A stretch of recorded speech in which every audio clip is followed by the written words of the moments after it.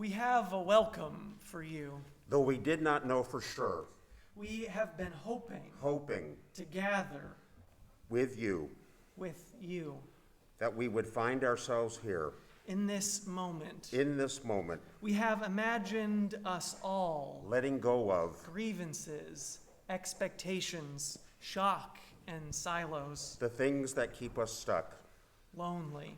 hoping. Let go. We did not build this welcome It was given to us, each of us, once once and then over and over and and over over and built by courage and imagination, built by faith given to us, until it was ours, ours to offer to you, to all. ours to say, You belong here, you belong in this moment on this earth. in your body, You belong here. just as you are, That love has a claim upon you. on all of us. That love calls you forth Love calls all of us. to a life we have not yet even imagined. So let us give thanks For this welcome, for this day we receive them both. with joy. Pass it on Come and let us worship together. I invite you now to rise in body or in spirit and join me in singing our opening hymn, Here We Have Gathered. It's number 360 in the gray hymnal. And I just want to draw your attention to a change if you're following along. And my clicker does not appear to be advancing the slides. So if you can handle that, that'd be great up in the booth.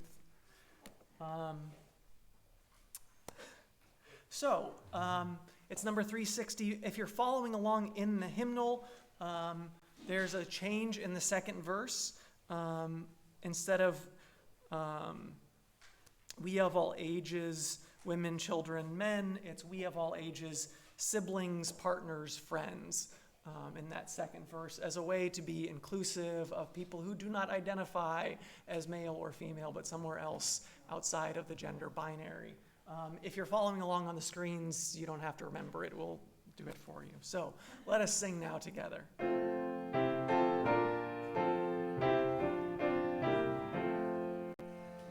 Here we have gathered side by side, circle of kinship, come and step inside. May all who seek here find a kindly word. May all who speak here feel they have been heard. Sing now together this our heart's own song. Here we have gathered, called to celebrate days of our lifetime, matters small and great. We of all ages, siblings, partners, friends, infants and sages, sharing what we can. Sing now together this our heart's own song.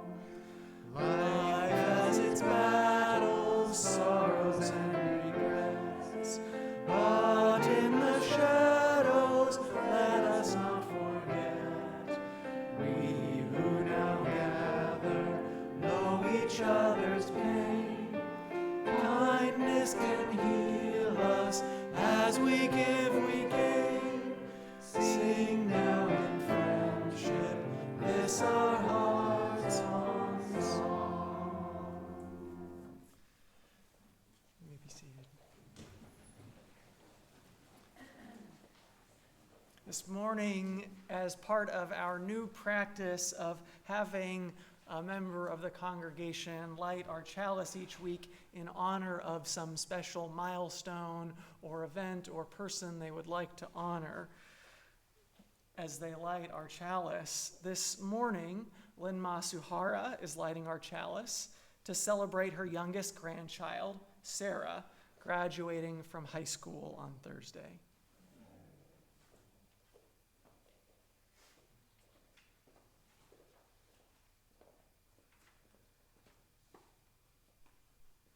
And I just have to say that it was a real miracle because she weighed less than 2 pounds when she got here. And now she's taller than me, and it's amazing.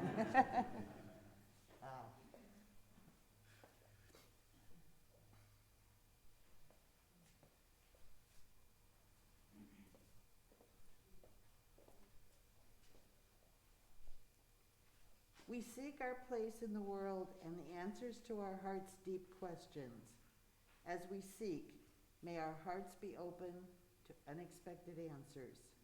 May the light of our chalice remind us that this is a community of warmth, of wisdom, and of welcoming truths.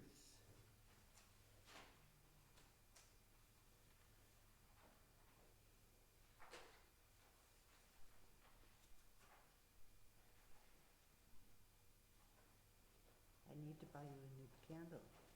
Come on. You could do this. Or not. We purposely made it hard to light the candle just to make it more fun for you. Do you need help bringing up the wick, or here, let me get it.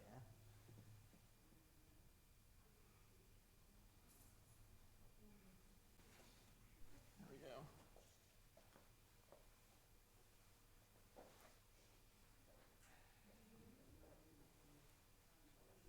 Aha. There we go.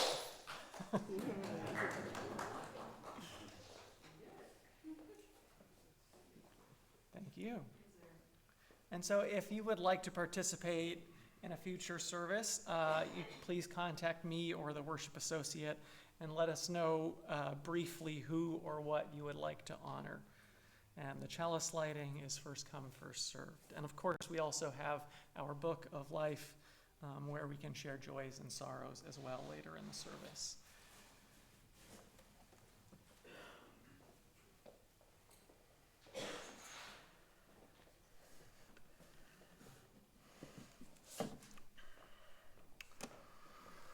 Good morning.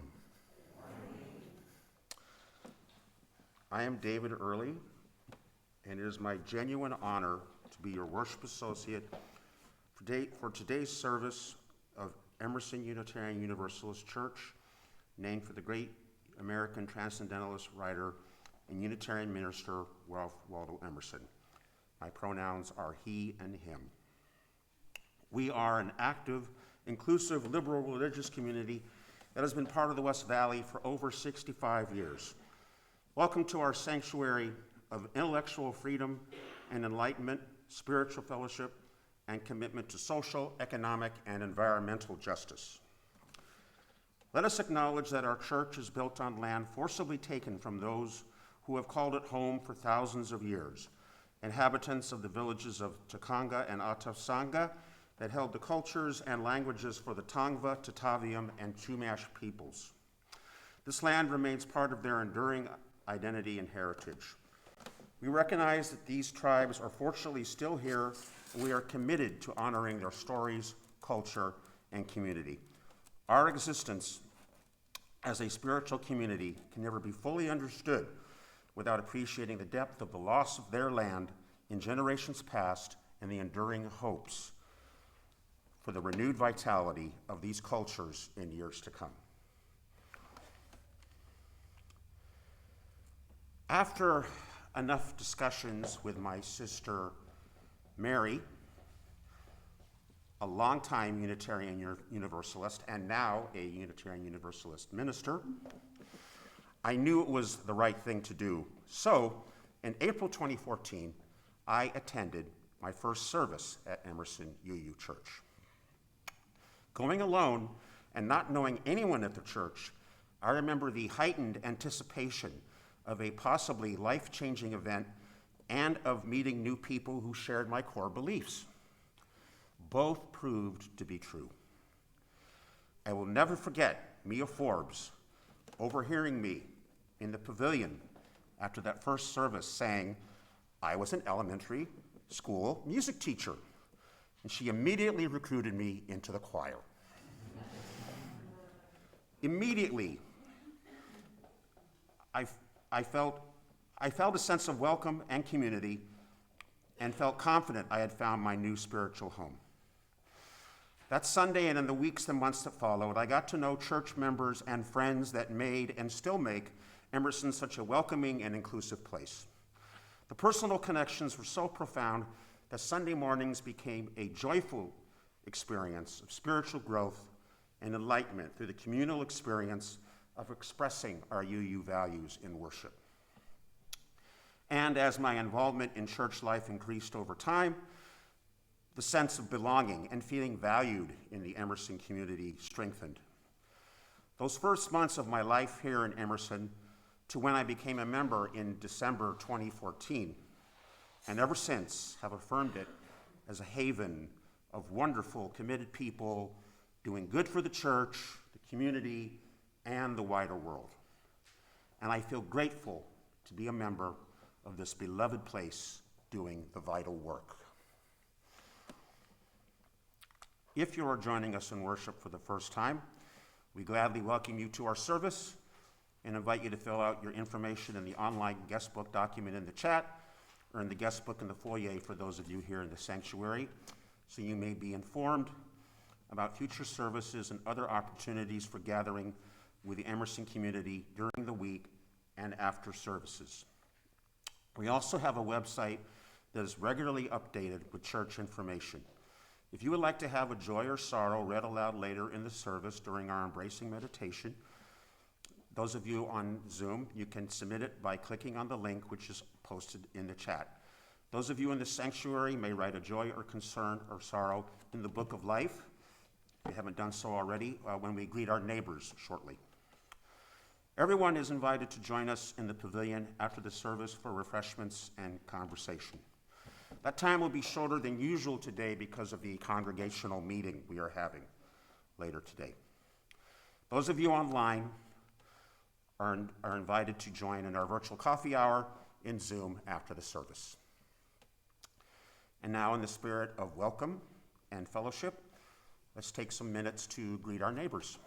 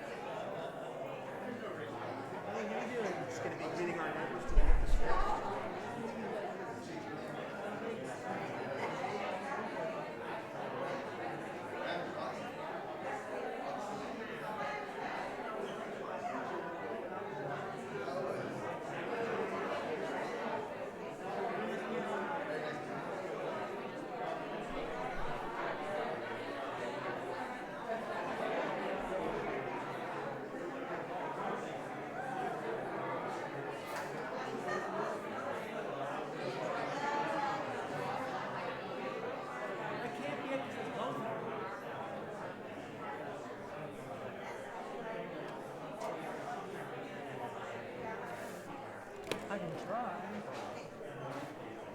Oh, man, poor Adam.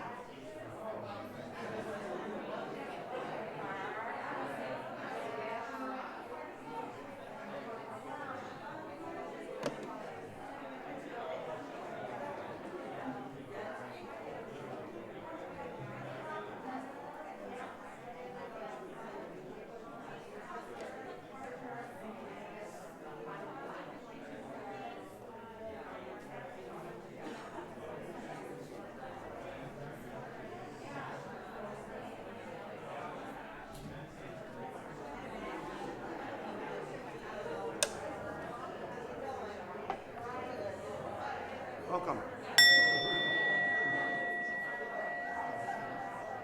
Sorry about the technical difficulties. We were hoping this little pause would fix it.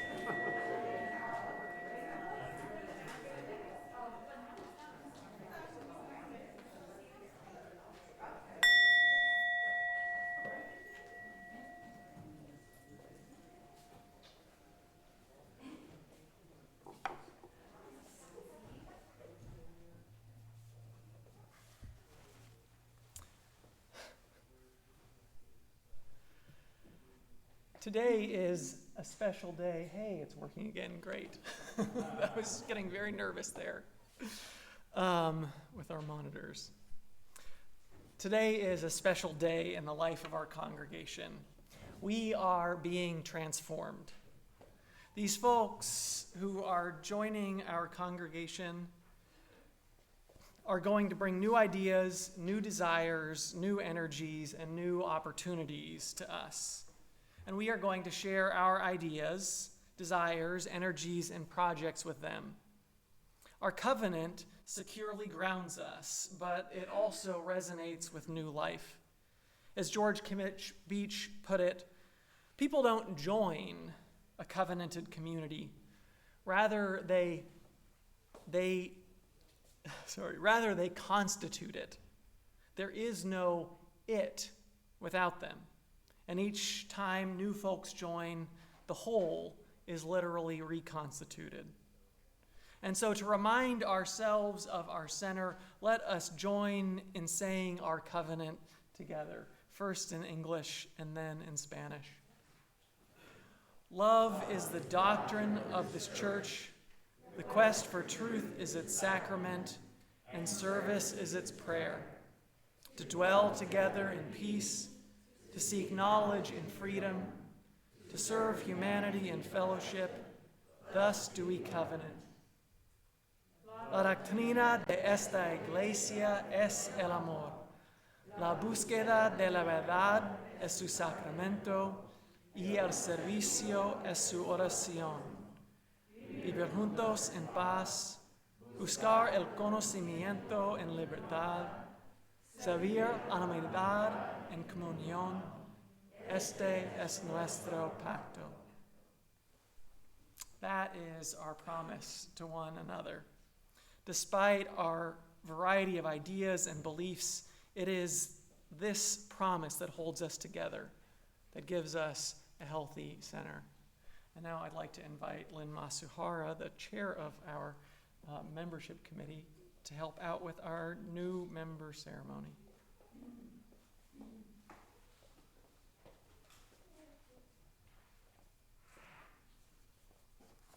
So you've done your bit.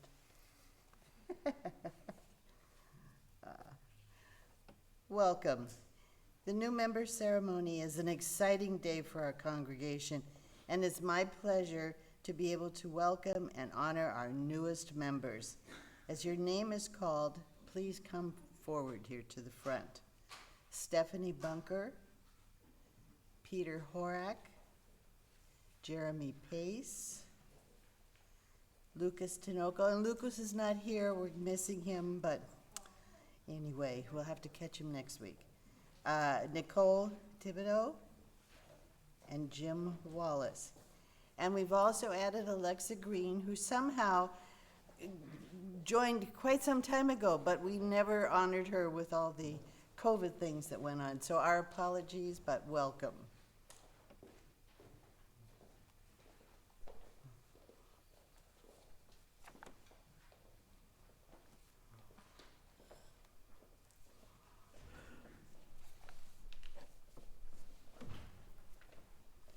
We encourage you to share with us your creative thoughts, your vital experiences in life, your doubts and your dreams about what life and our lives can be together.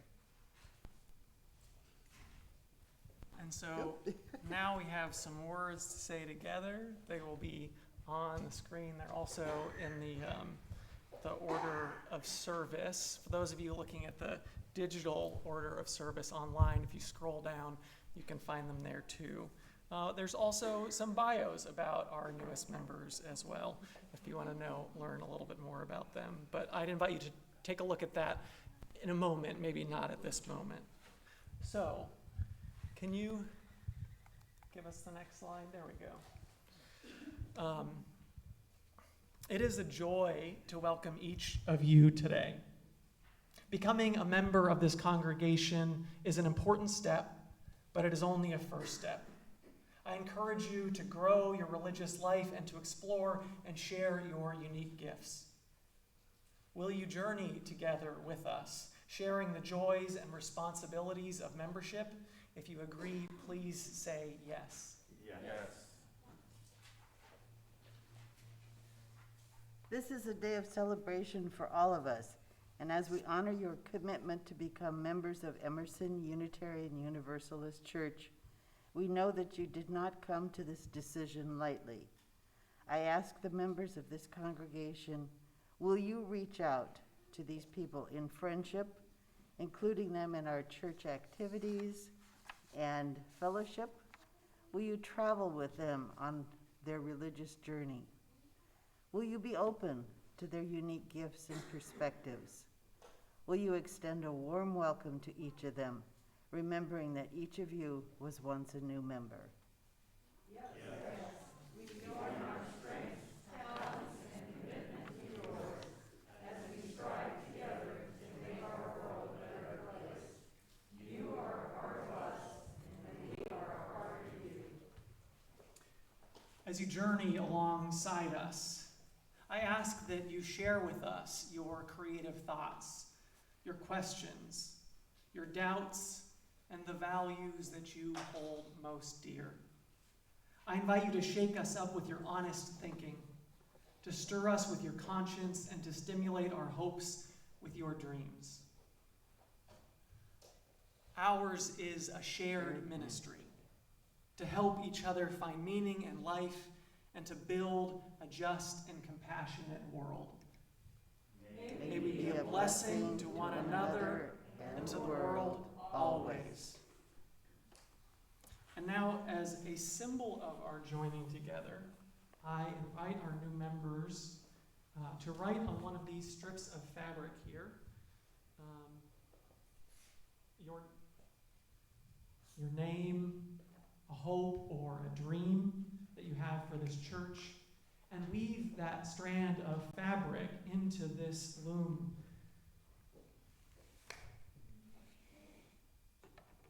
This loom that we have here, some of you may have seen it in my office during the new member or the Inquirer series orientations. And by doing so, thus may we continue to weave the web of community.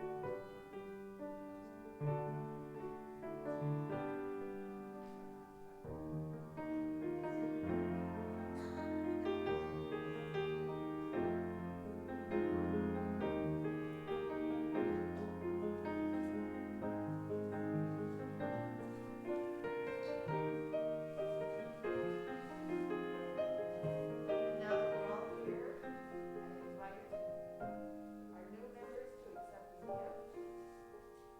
Help yourself to a handmade child's gift and a pocket guide to unitary Emerson. And we offer you the hand of fellowship.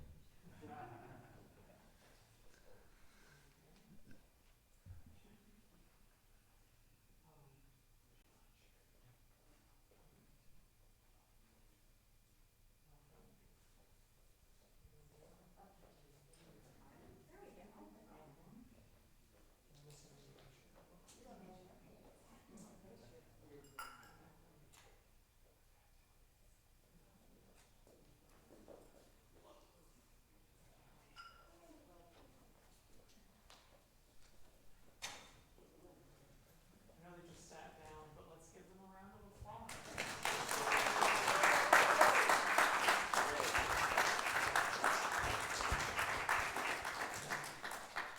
And it's so nice to look at this and to look at the names of people who've written before and the messages that they have shared with us that are part of this community.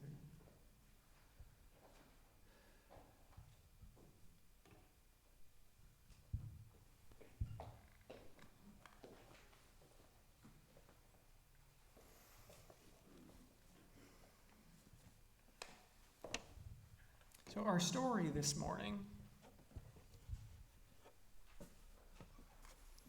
is adapted from a Middle Eastern Islamic folk tale about Mullah Nasruddin. Some of you may be familiar with him. He's one of the most famous characters in Islamic folklore, a kind of holy fool who is oftentimes more wise than he seems.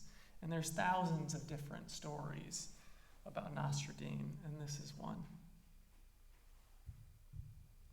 Mullah Nasruddin had been working in the fields all day long. He was tired and sweaty, and his clothes and shoes were covered with mud and stains. Because he had been fasting all day long for Ramadan, he was also quite hungry. But finally, it was almost sundown, and Nasruddin knew he would soon be able to eat. The wealthiest man in town had invited everyone to come break their fasts in his home that evening with a huge feast. Nasruddin knew that he would be late if he went home to change his clothes before heading into town. He decided it was better to arrive in dirty clothes than to be late. Oh, what a party it would be! What a feast! And as he walked to the wealthy man's home, Nasruddin imagined all the delicious foods he would soon be eating. Dates and lentils and chickpeas, olives and bread, hummus, falafel, and best of all, the desserts. Halva, date rolls, figs, and baklava. When Nasruddin arrived, the wealthy man opened the door and looked Nasruddin up and down scornfully, from his worn, ragged clothes down to his muddy shoes. Without a word of welcome, he gestured for Nasruddin to come in and walked abruptly away. Nasruddin joined the throngs of people who were all dressed in their finest clothing. The tables were laden with all sorts of delicious foods, all of the things that Nasruddin was hoping for. And yet, despite his efforts to hurry, the seats were all taken, and nobody tried to move over to make any space for Nasruddin. In fact, nobody offered him food. He had to reach over and around people to get any food for his plate. Nobody spoke to him. It was like he wasn't even there. I wonder how Nasruddin was feeling about all of this. The other guests ignored him so completely that Nasruddin could not enjoy the food on his plate, no matter how finely prepared and how tasty it was. In fact, after only a few bites, Nasruddin was so uncomfortable that he decided to leave. He hurried home and changed into his finest clothing, including a beautiful coat. Nasruddin returned to the feast, and this time the host welcomed him with a huge smile. Come in, greeted the host. As Nasruddin entered, people waved and called to him from all corners of the room as they invited him to sit near them and offered him food. Nasruddin sat down quietly. Picking up a plump fig, he carefully placed it into a coat pocket, saying, "Eat, coat, eat." Next, he took a handful of nuts and put them into his pocket, saying, "Eat, coat, eat." Now he began to feed his coat in earnest, grabbing all sorts of food. Each one he put in, he fed the coat lentils and chickpeas and olives and bread and hummus and falafel, and best of all, the desserts, halva, date rolls, figs, and baklava.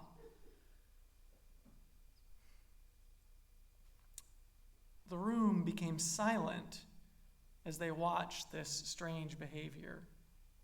Soon everyone in the room was staring at Nasruddin, wondering what he was doing. The host hurried over. "Nasruddin, whatever are you doing? Why are you feeding your coat in this manner?" "Well," replied Nasruddin, "when I first came to the feast in my old farming clothes, I was not welcome. No one would speak with me, but when I changed into this coat, suddenly I was greeted warmly. So I realized it was not me that was welcomed at this party, but my clothing, and so I am feeding my coat."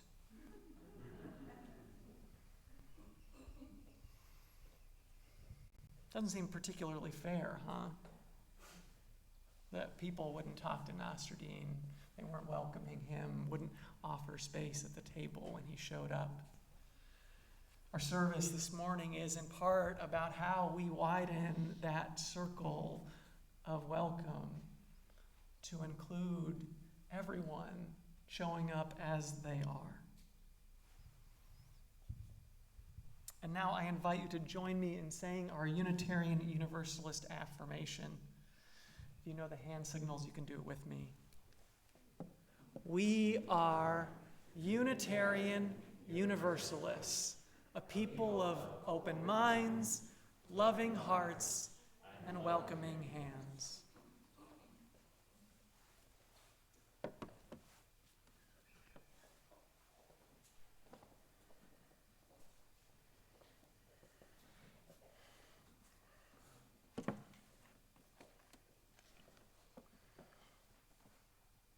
For the month of June, the organization with whom we are sharing our offering each week, sharing the plate, is the UU Justice Ministry of California.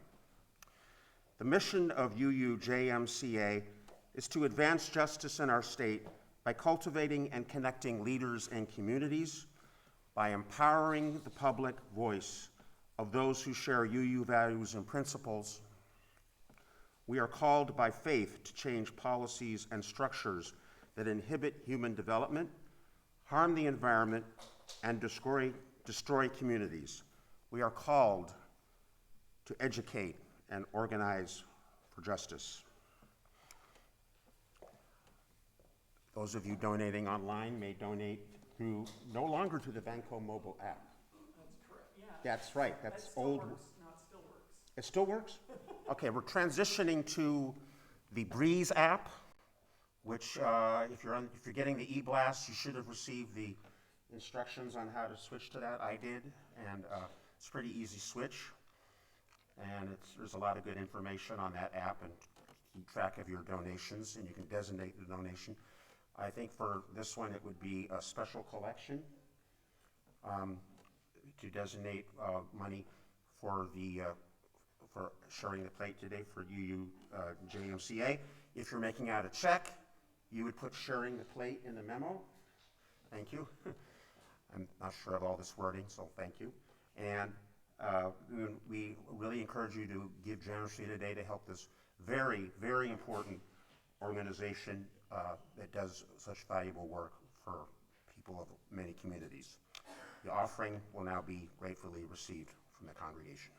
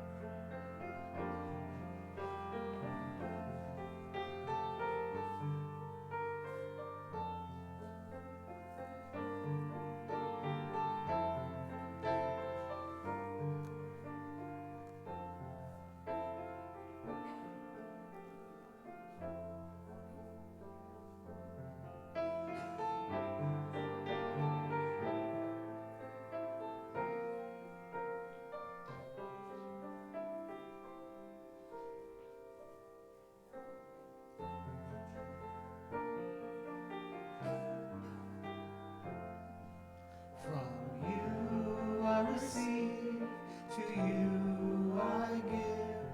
Together we share, and from this we live.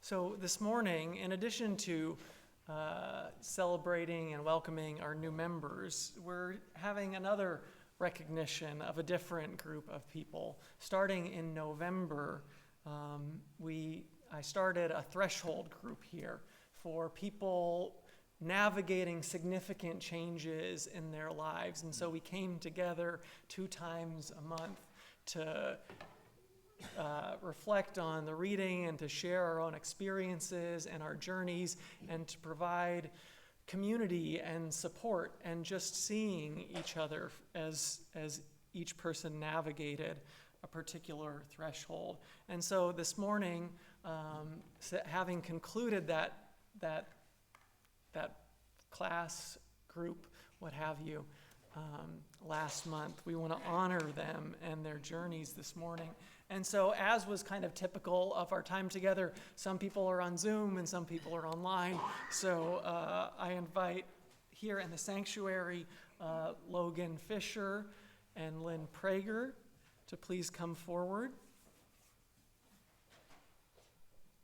And online I believe we have Kristen Quevy, Pam Randall, and Nancy Watanabe.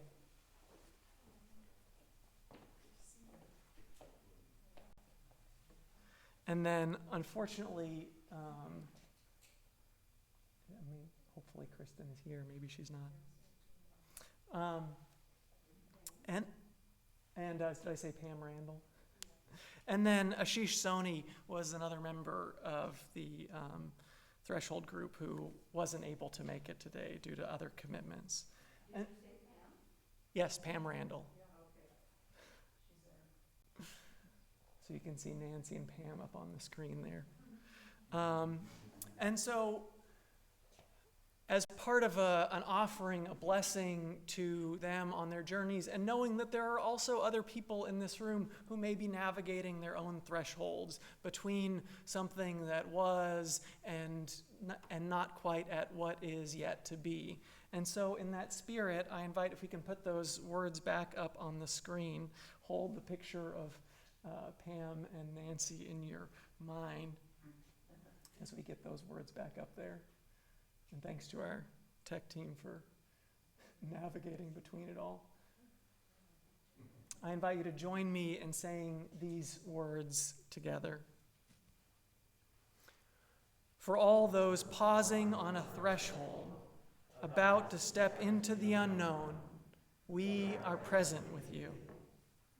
Although we may not know the particulars of the threshold, which is uniquely yours, we offer you our hands for steadiness on your path, our compassionate ears to hear your hopes and fears, and our open hearts to share the joys and sorrows of your passage, spoken and unspoken. As you move toward the uncertainty of all that is unfolding, we remind you of the love that holds you certain and true.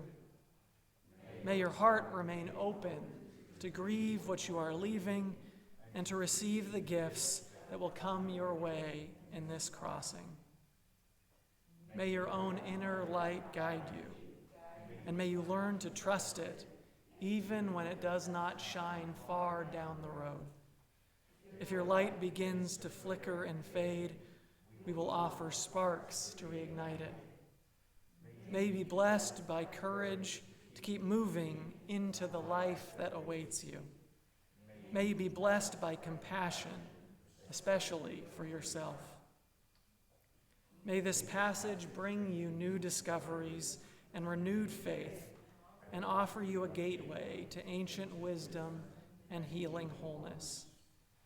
May you always remember the pledge of this community, extending hand and heart open to you in all that is to come.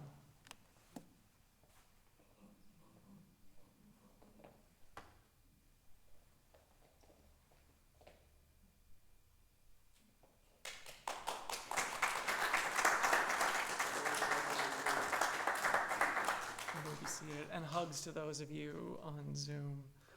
And now I feel bad that I didn't offer hugs to our new members, because I also want to offer you hugs as well, but maybe after the service. And we know that every day, every week, all of us are experiencing our own moments in our lives, moments of joys and sorrows. And so we take time, as always, to lift these up into our community in this, our embracing meditation.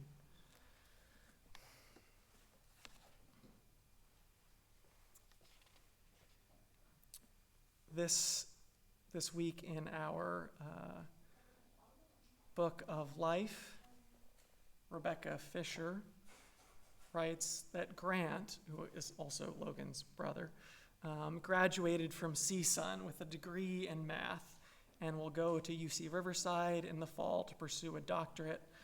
And Logan graduated from Pierce College and is continuing to pursue a degree in political science at CSUN. Wonderful.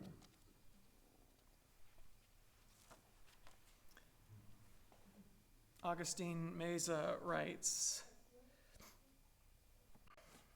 "Battle with addiction, joyfully source has called me out of darkness."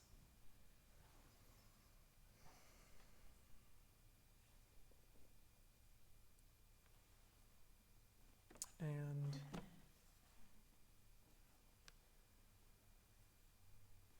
also, Judy Garris had a bad reaction with the experimental medication she was taking for her cancer, and is recovering slowly after going off it, and is recovering at home. Shelley Schreiber, who came down with COVID earlier this week. I ask you to hold her. Shelley was actually supposed to be up here on the chancel as one of our new members. She was going to sign the membership book this past week before she came down with COVID. And so we look forward to welcoming her as a new member at our next service. And finally, let us hold in our hearts all those who have been impacted by the destruction of the Kakhovka Dam in Ukraine that has displaced countless tens of thousands, maybe hundreds of thousands of people, as well as created impacts on drinking water and work and housing and so much more for people who are already suffering so much through this war.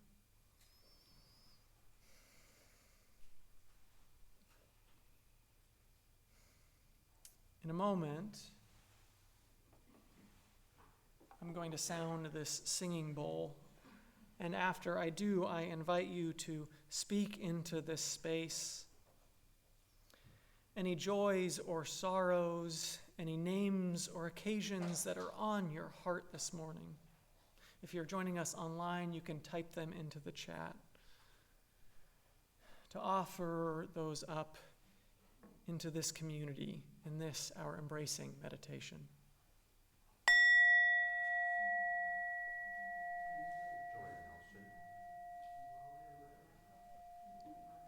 Pam Randall.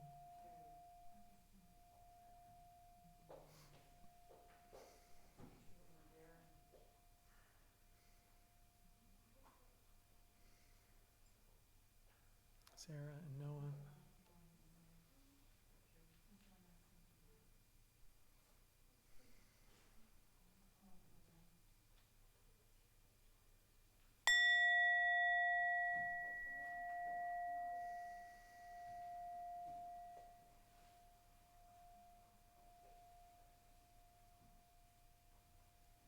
All that has been shared, and all that we hold in the silent sanctuary of our hearts. We offer these into the embrace of this beloved community.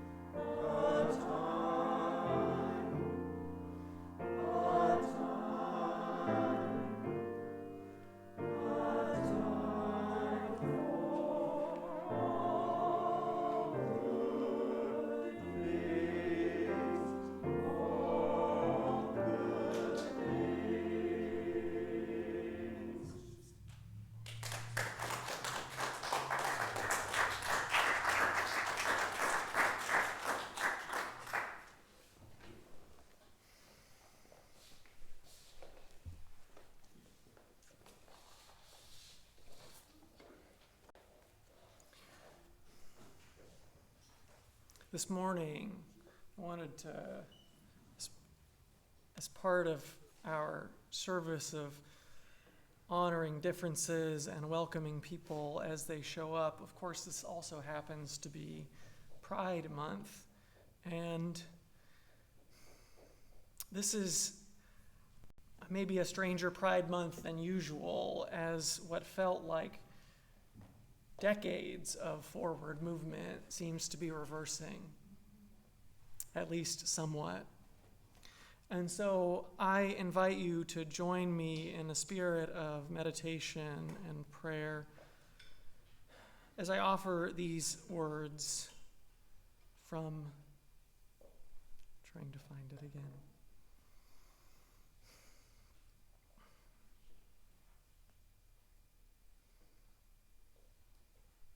I offer these words from the Reverend Laurel Littlejohn Gray. It's called Prayer for the Queer Kids.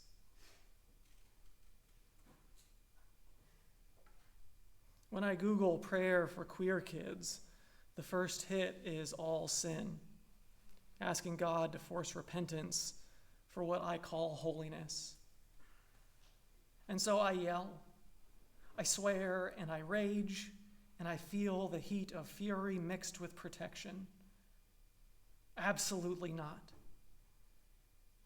That thing they despise, I call it sacred. This being oneself in a world that suggests repentance with a tone of holier than thou damnation. No, not here. Not in this house. There will be no repenting for the courage to love honestly, for the ways your gender beckons you to bloom. No, this is a prayer for the queer kids, a ring of fire protecting the Eden that exists inside of embodied love. In this house, we speak only of the holiness in existing honestly, in living and loving fully.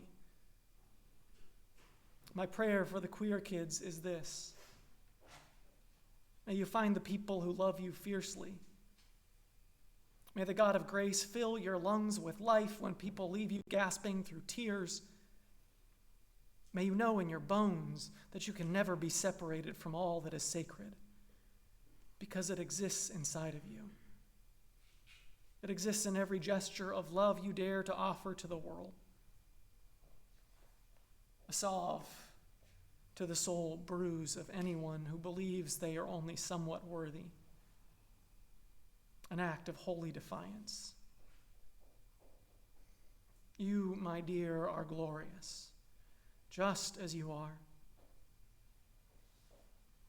now and forever.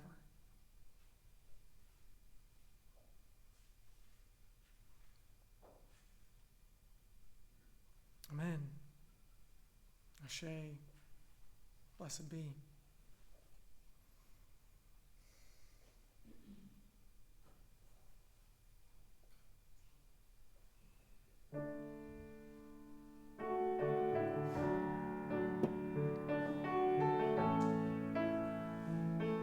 Join me in singing.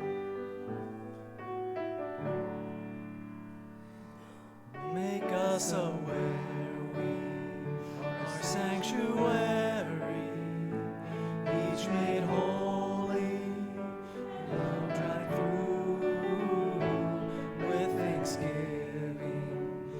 We are a living sanctuary. One more time. Make us aware we are sanctuary, each made holy and loved right through with thanksgiving. We are a living sanctuary. Amen.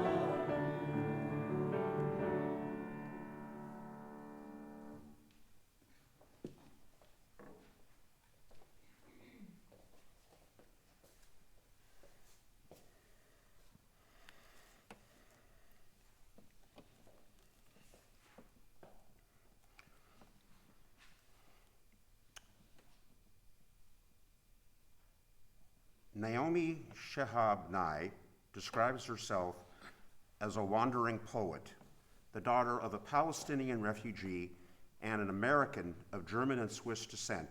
She grew up in St. Louis, Missouri, Jerusalem, and San Antonio, Texas.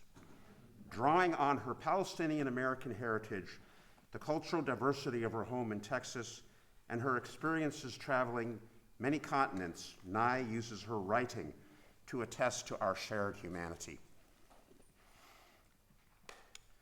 Wandering around the Albuquerque airport terminal after learning my flight had been delayed 4 hours, I heard an announcement.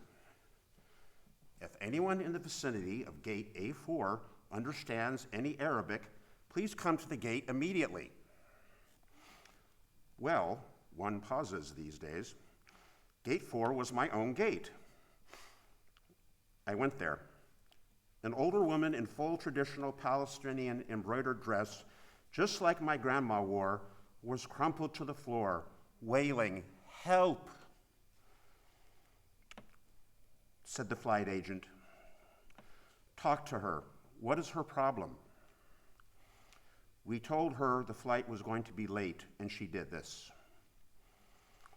I stooped to put my arm around the woman and spoke haltingly. "Shudowa, shubidak habiti, stani shwe, min fadlik shubit siwi." The moment she heard any words she knew, however poorly used, she stopped crying. She thought the flight had been canceled entirely. She needed to be in El Paso for major medical treatment the next day. I said, "No, we're fine. You'll get there just later. Who is picking you up? Let's call him." We called her son. I spoke with him in English. I told him I would stay with his mother till we got on the plane and ride next to her. She talked to him. Then we called her other sons, just for the fun of it. Then we called my dad, and he and she spoke for a while in Arabic and found out, of course, they had 10 shared friends. Then I thought, just for the heck of it, why not call some Palestinian poets I know and let them chat with her? This all took up 2 hours. She was laughing a lot by then, telling of her life, patting my knee, answering questions. She had pulled a sack of homemade mamul cookies, little powdered sugar crumbly mounds stuffed with dates and nuts, from her bag, and was offering them to all the women at the gate. To my amazement, not a single woman declined one. It was like a sacrament. The traveler from Argentina, the mom from California, the lovely woman from Laredo. We were all covered with the same powdered sugar and smiling. There is no better cookie. And then the airline broke out free apple juice from huge coolers, and 2 little girls from our flight ran around serving it, and they were covered with powdered sugar too. And I noticed my new best friend, by now we were holding hands. She had a potted plant poking out of her bag, some medicinal thing with green furry leaves. Such an old country tradition. Always carry a plant, always stay rooted to somewhere. And I looked around that gate of late and weary ones, and I thought, this is the world I want to live in. The shared world. Not a single person in that gate, once the crying of confusion stopped, seemed apprehensive about any other person. They took the cookies. I wanted to hug all those other women too. This can still happen anywhere. Not everything is lost.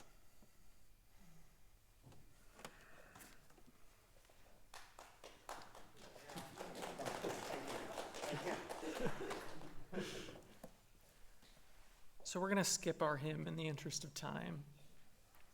And I'll try to edit my words a little bit on the fly. But I do have some things to say. It's important. The Sunday when we recognize new members is an exciting day for our congregation, of welcoming new people formally and intentionally into this community. But this is not the end of your journey. This is just the beginning. So I want to share with you the 5 S's of membership. Show up, and show up regularly. Now, I'm not saying this to guilt trip you or nag you. I'm saying this because it is through showing up that regularly that one deepens their connections to this church and the members of this community. Without this, one misses out on the depth of experience there. Search. An essential part of what it means to be you is a free and responsible search for truth and meaning. Spiritual growth is an ongoing, indeed lifelong process that all of us are on. It is part of the human experience. Serve. To step outside of ourselves and to be of use to others. To take those spiritual teachings we have learned out into the world and put them to use. Through service to others, we know we can begin to change the world. Support. This takes what we sometimes refer to as your time, talent, and treasure. We aren't like NPR or the ACLU, which function on thousands of $20 and $100 donations. Our base is much smaller. And we also rely upon your support through volunteering on Sunday mornings, serving on committees, helping out on work days, singing in the choir, and more. Share. Share what you have learned here. If this place has helped you grow spiritually, has helped you navigate your way in the world, has helped you get through the pandemic, or helped you shake off the funk as you emerged from it, then tell others about it. I know many are averse to evangelizing, but why wouldn't you share that with other people? With a friend or with someone you feel would benefit from being part of this community? You don't have to go door to door like a Jehovah's Witness. And I hope this is a refresher, too, for those of you who have been around for a few years or a few decades.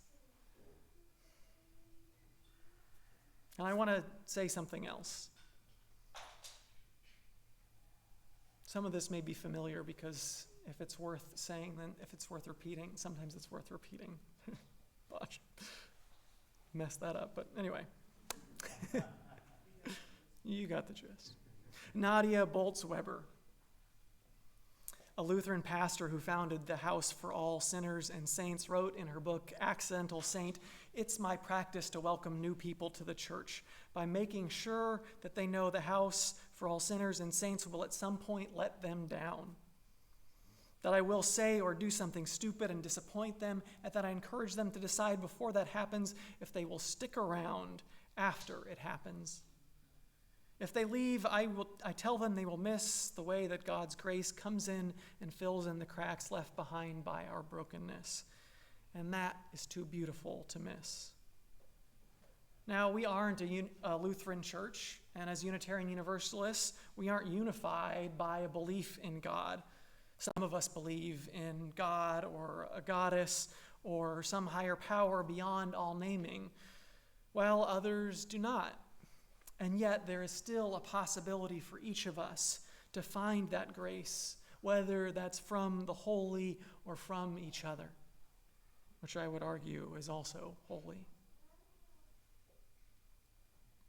Now, I want you new members to be able to bring the fullness, the wholeness of your being to church, to share your struggles and triumphs, your grief, your joy, the many identities that make you who you are.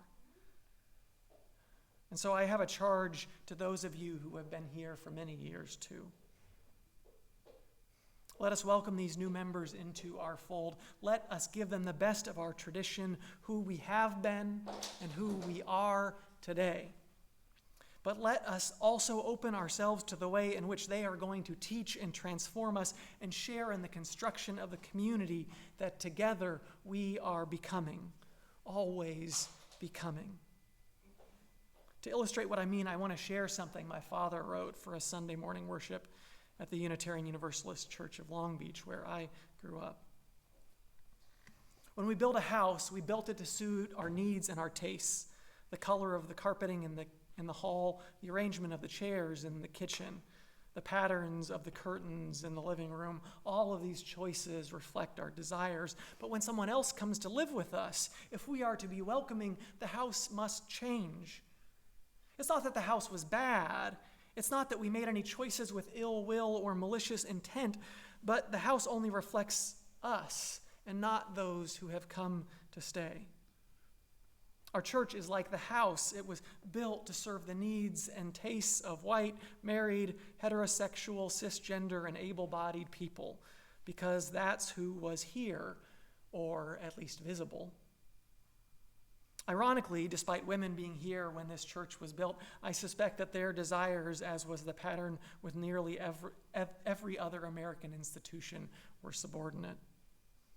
Now today, we are no longer exclusively white, married, heterosexual, able-bodied, or cis male, but the institution, while it has changed around the edges, it has not made the fundamental changes that are both possible and necessary to make our church truly welcoming to those who are here and those we hope will join us. End quote. That reading to me reminds us of the way that we literally changed our building by transforming all of our restrooms into all-gender restrooms, which are also wheelchair accessible, and then put baby changing stations in the bathrooms. Sometimes being welcoming might require us to change our behavior. Today, because one of our new members is immune compromised and had previously only attended on Zoom, we ask that people be very intentional about folks wearing masks as soon as they entered the building, and to keep them on during the service, because some of us have gotten a little lax, I know, so that they could feel comfortable attending this service in person rather than on Zoom. Now, changes don't happen unintentionally. The culture is woven into the institution in ways that do not seem obvious. They often seem normal. That's just the way things are. And so changing them takes noticing and intentionality. And over the past year and a half, our racial justice group has been exploring what steps we can take to widen the circle of concern and make our congregation more welcoming and inclusive to people with historically marginalized identities, particularly Black, Indigenous, and people of color, trans and non-binary folks, and disabled folks. In fact, 2 of our newest members jumped into that group before they had even joined as members, which was great, a great example of serving. And this group will be sharing a number of recommendations with the board and the congregation in the coming months. It's not enough to say, welcome. We're glad you're here. Now make yourself fit into this community, assimilate into our culture. It is the community that must grow. And some of that may involve us stretching ourselves as individuals, connecting with people across differences. And one of the joys and challenge of being a small congregation versus a large congregation is that in a large congregation, because there's so many people, you can associate. Typically, if you choose to, you can associate with people of cultures or backgrounds who you feel comfortable with. When I was at the First Unitarian Church of Oakland, for instance, I often, but not exclusively, hung out with young adults during coffee hour. But in a small congregation, there often aren't enough people that we can't just avoid each other. And that is an opportunity to make connections with someone you might not otherwise interact with in your day-to-day life. As Eric Walker Wickstrom says, we grow through encounters with the other, whomever that may be for us, however hard that might be, because these encounters have many gifts to offer. And so let us be willing to be changed by one another, to be changed by new relationships, new commitments to one another. Because the tapestry of humanity is beautiful. And when we are woven together, in the words of the Reverend Kathleen McTeague, we will have a beautiful cloth made rich and textured and vibrant through our differences.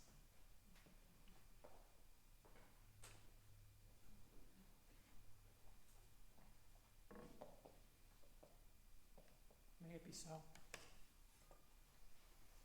I invite you now to join me in singing our closing hymn and to rise in body or in spirit. The words are on your screen.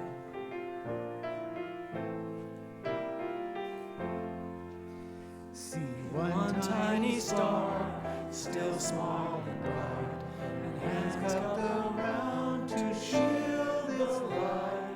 A single flame, born of desire, faces turned towards its glow. Pass on the light, pass on the light, within these walls, steady and strong.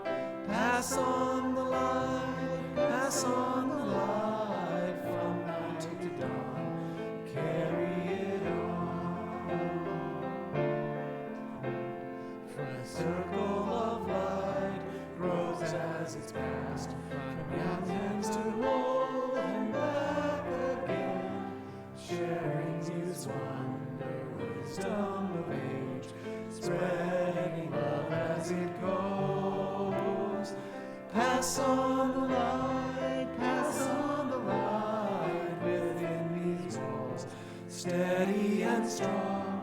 Pass on the light, pass on the light, from hand to hand, carry it on. And still it shines on, year unto year, from one tiny spark to beacon clear, each generation lighting the way, forward right through the sun. Pass on the light, pass on the light, within these walls, steady and strong. Pass on the light, pass on the light, from heart to heart, carry it on.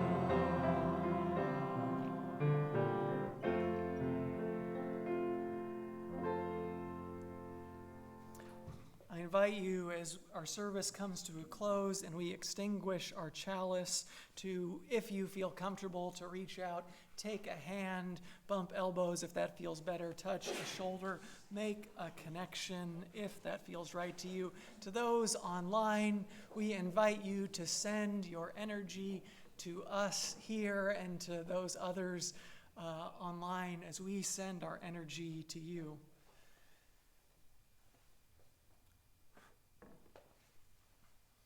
In this religious community, we reach back into the past to honor those who came before us and those who have given us so much so that we may be here today. And we reach forward with hands of welcome to embrace those who have newly joined our congregation. Wherever your path may take you, may you carry the good news you have heard today with you in your heart and on your lips as a blessing to everyone you meet. Although our chalice is extinguished, I invite you to pass that light on. Go in peace.